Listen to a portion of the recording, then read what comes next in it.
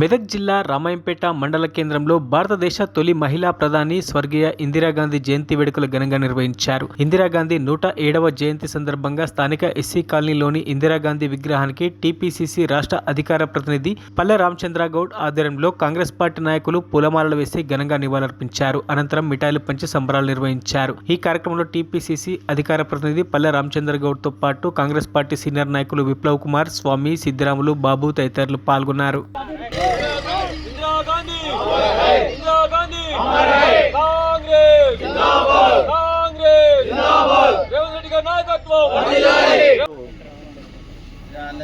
రామాయంపేట పట్టణంలో కాంగ్రెస్ పార్టీ ఆధ్వర్యంలో 136వ ఇందిరాగాంధీ జయంతిని జరుపుకోవడం జరిగింది. ఇందిరాగాంధీ గారు అంటే మన దేశ మాజీ ప్రధాని, మొట్టమొదటి మహిళా ప్రధానిగా ఉన్నారు. ఆమె ఐరన్ లేడీగా ఆమెను అందరూ అభివర్ణించేవారు. ఆమె నిర్ణయాలు కూడా ఉక్కులాగా కఠినంగానే ఉండేవి.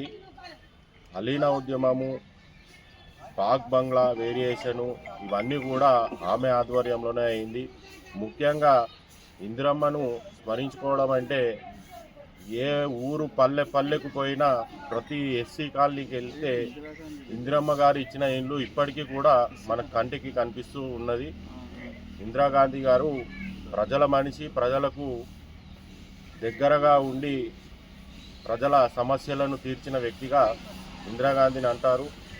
ఆమె భారతదేశాన్ని అత్యున్నత స్థానానికి తీసుకెళ్ళి ఆర్థిక రంగంలో కానీ పలు రంగాలలో భారతదేశాన్ని అత్యున్నత స్థానానికి తీసుకెళ్ళింది. భారతదేశం ఈ రోజుకి కూడా ఇందిరాగాంధీ గారు అంటేనే దేశానికి, మహిళా సోదరుమణులకు, భారతదేశానికి ఒక గర్వకారణం. భారత రత్న పొందిన తొలి ప్రధానిగా ఇందిరాగాంధీ గారు ఉన్నారు. ఆమె ఆశయాలు నెరవేర్చేటట్టు కాంగ్రెస్ పార్టీ ముందుంటుంది అనే నినాదాలతో పాటు రాజాభరణాలను, రాజా ఆస్తులను ప్రతి ఒక్కరికి చెందే రకంగా ఆమె కృషి చేసింది. బ్యాంకులను జాతీయం చేసే రకంగా ఆమె ముందున్నది.